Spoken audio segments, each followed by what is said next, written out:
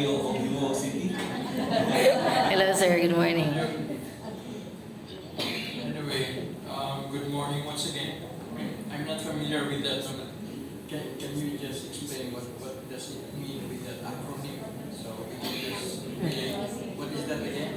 IBO, sir, the Electronic Business One-Stop Shop. Business. One-Stop Shop. GPN. That's intended for LGUs, no? But if one day the BIR will be included in that composition, that's going to be a welcome development. For now, we cannot say something with accuracy. Ayun. Thank you so much, sir.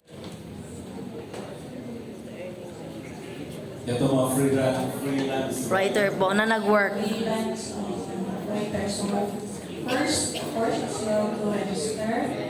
Okay, second is pag-register nyo kasi ma-determine nyo na kung ano yung mga taxes na pwedeng applicable sa inyo. So whether you are a sole proprietor or a corporation, of course, it depends po sa nature ninyo. If you are a corporation, syempre corporate jurisdiction yun. Sole proprietor, pwede din yun sa inyo, ma'am. And then, after registration, doon po mag-start. Anyway, yung COR namin is very user-friendly. Meron yung mga taxes, and then meron yung mga deadlines, and what are the forms that will be used. So, importante po register. Kasi once na ma-determine pa na i-register, yun yung malaking penalties po. Ayun. And then, last question na ay lang po, ano.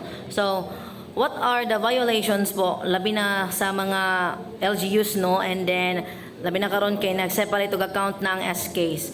A failure to remit their taxes. Thank you po.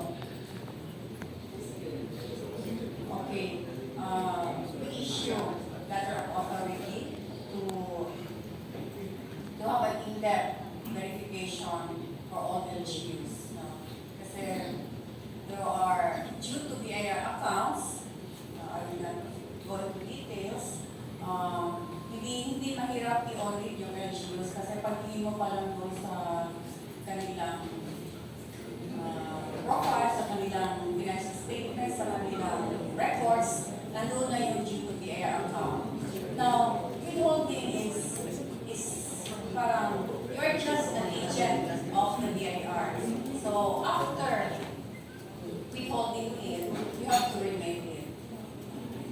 So, we already have several enforcement for that matter. Thank you so much, ma'am. Thank you, everybody. For us Kapihan. So I would just like to thank everyone for giving us their time, and thank you for being here, and thank you for also for allowing us to share our stories. Okay, thank you very much, Attorney Philip Agad, and si Attorney Joe Bagong. Same with Attorney Al. Salamat po ng marami to giving us your time. And of course, to all our dear taxpayers, let us all be reminded of our obligations because a compliant taxpayer is a good taxpayer. And now, the last but not the least, our Assistant Regional Director of the Bureau Regional Revenue Region No. 16, Assistant Regional Director Helen Avellanza. Yeah, thank you, Sir Frank.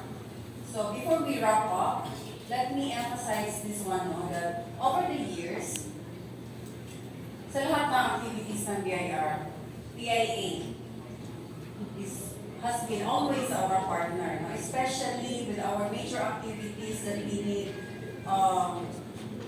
multimedia exposure, with our tax campaign, with our roadshow and other tax forum.